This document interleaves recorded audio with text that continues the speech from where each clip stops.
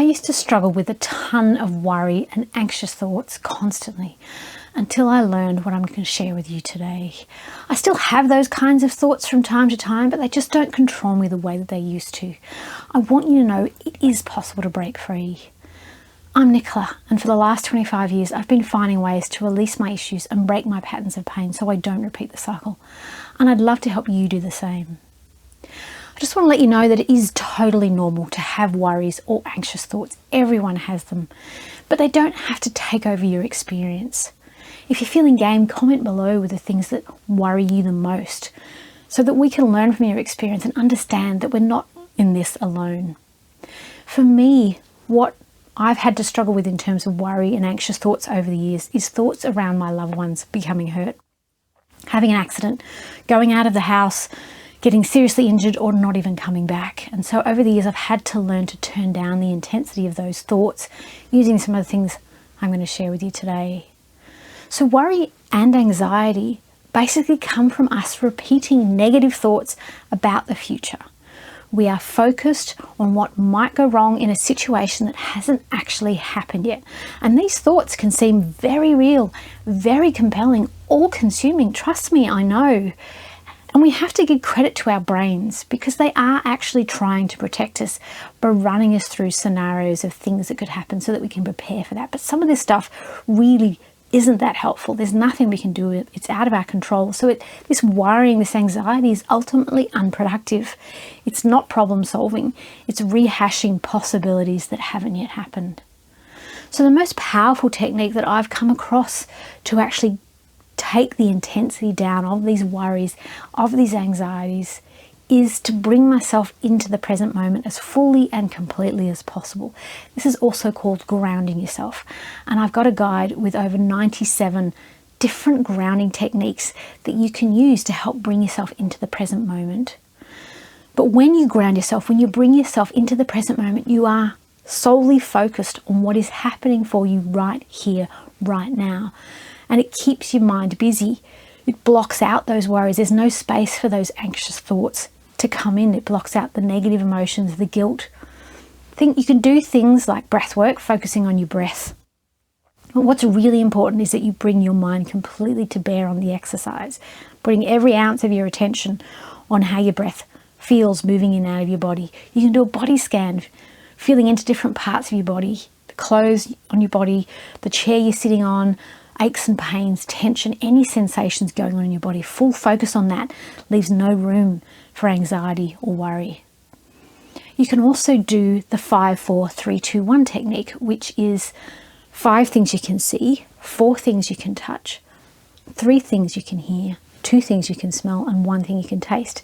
This is bringing your senses in, so full attention on what's going on for you through your senses can also really bring you into the present moment and stop that worry, those anxious thoughts from taking over.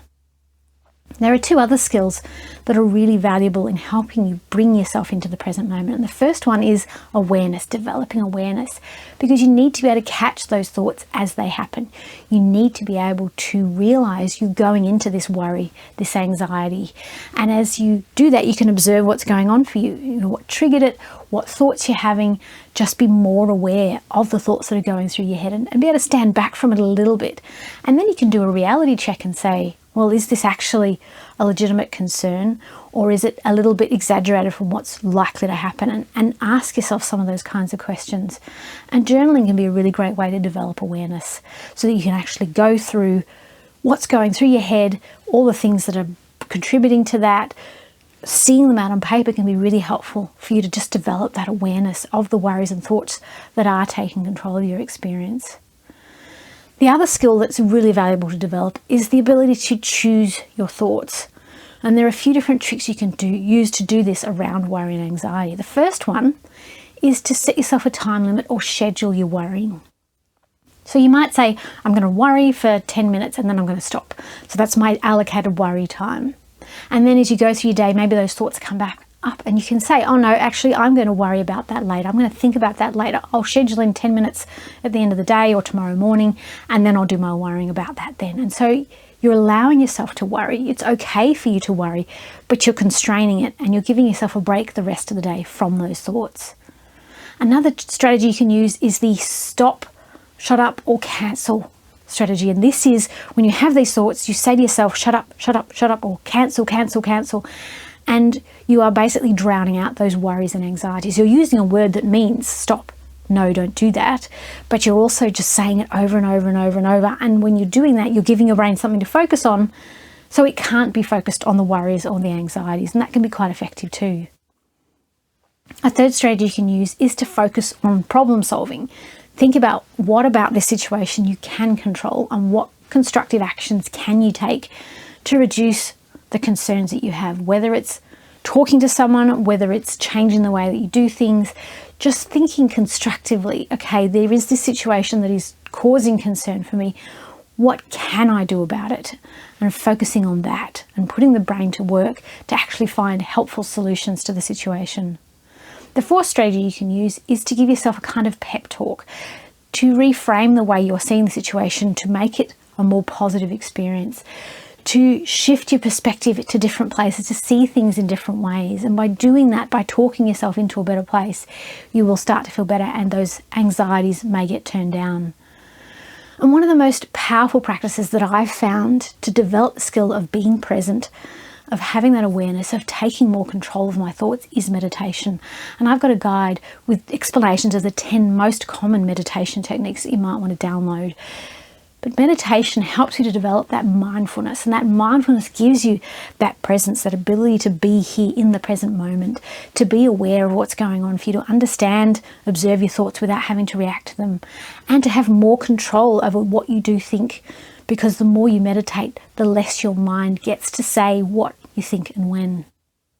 But also, it's important that you get support, whether that's mental, physical, emotional, or professional support, whatever you need to have those things in place. If you don't have them in your life, and that's part of what's creating the anxiety and worries for you. And it's also really important that you have healthy habits that support you, because if you're not getting enough sleep, you're not eating well, you're not getting enough exercise, you don't have those strong social connections, and it's much easier for worry and anxiety to just run rampant in our brains. And as you replace worry and anxiety with this focus on the present, you will turn down the volume of those anxious thoughts, of those worries. It will happen less often, and it will have less of an impact on you. And I've got a whole video that takes you through the process of becoming present, of grounding yourself in the present moment, that you might want to watch next. And I'll see you in the next one.